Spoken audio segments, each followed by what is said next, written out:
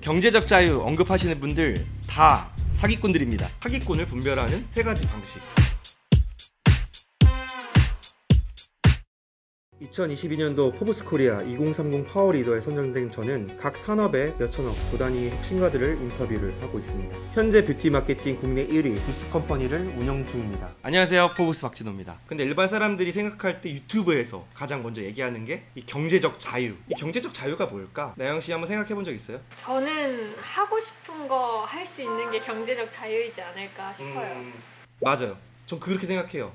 되게 원초적으로 그렇게 생각이 드는데, 이 경제적 자유를 운운하셔서 유튜브에 나오시는 분들 자체는 되게 물질적인 부자 코스프레를 하는 것 같아요. 경제적 자유? 경제적 자유 같은 건 없어요. 그건 사기꾼들이 하는 소리고 유튜브 장사하려고 하는 소리예요. 경제적 자유 왜 그렇게 생각하시나요?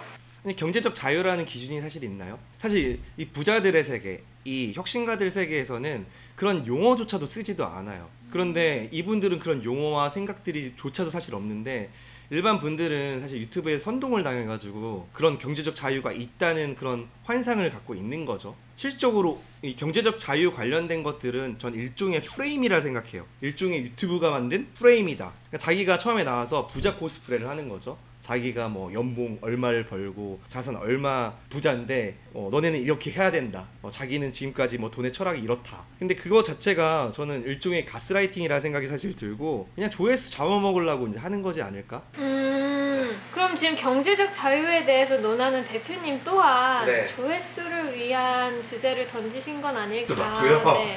그렇지만 그들과 저는 다른 거는, 저는 진실을 얘기할 생각이에요. 왜냐면 그들이 조사를 하고 뭔가 간접 경험을 하지도 않고 없는 상태에서 허상으로 얘기를 하는 거랑, 저는 직접적으로 제가 인터뷰를 하고 저도 지금 사업을 하고 입장에서 굉장히 많이 다르다고 생각이 듭니다. 이 유튜브에서 우리가 이분이 사기꾼인지 아닌지 분별할 수 있는 그런 기준들이 있어요. 뭔가요 그게? 그러니까 첫 번째로는 이게 대중을 위한 정보인지 아니면 이 소수들을 위한 정보인지를 판가름하는 게 되게 중요해요. 그러니까 유튜브에서 얘기하는 것들은 일종의 프레임이라 얘기했던 것들은 이 경제적 자유를 얘기를 하면서 조회수 몇십만, 몇백만을 얘기를 해요. 그러면 대중을 위해서 얘기를 할 수가 있을까?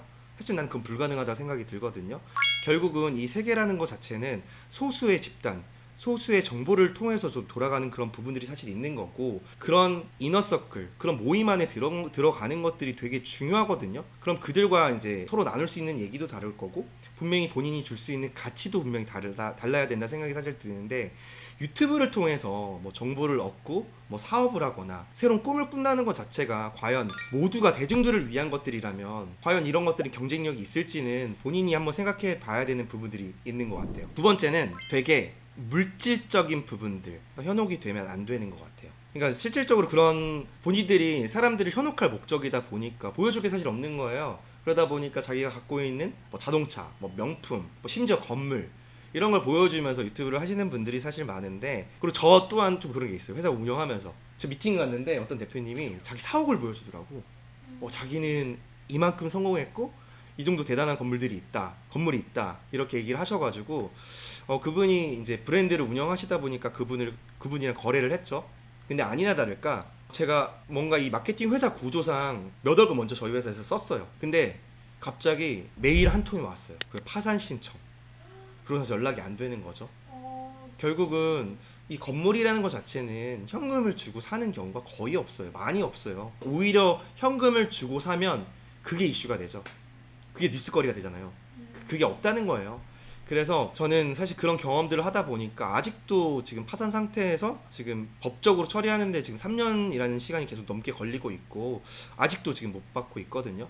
그래서 사실 그런 외형적인 부분에 대한 것들은 좀 믿을 필요가 사실 없다, 이런 말씀을 드릴 수가 있을 것 같고, 마지막 세 번째가 있어요. 이들이 얘기를 하는 방식들이 이타적인 방식에 대한 이야기인지 아니면 본인에 대한 자아도취, 그러니까 자아도취가 아닌지를 좀 볼 필요가 사실 있을 것 같은데, 이 비즈니스에 관련된 것들은 자체는 결국은 세상의 불편함을 해결하기 위한 방법들에 대한 비즈니스가 지속 가능성을 유지하기 때문에 기본적으로 이타적인 마인드를 부자들은 다 가지고 있어요. 그러니까 나 혼자 먹어야지 이런 분들은 사실 부자의 축도 사실 못 끼는 거고요. 그래서 뭐 이런 제가 얘기했던 그 세 가지 순서대로 좀 보시면 그래도 내가 볼만한 뭐 유튜브, 볼만한 책, 뭐 만날 만한 사람들 이런 것들이 좀 분별이 되지 않을까 이렇게 해서 제가 말씀을 좀 드렸습니다. 네.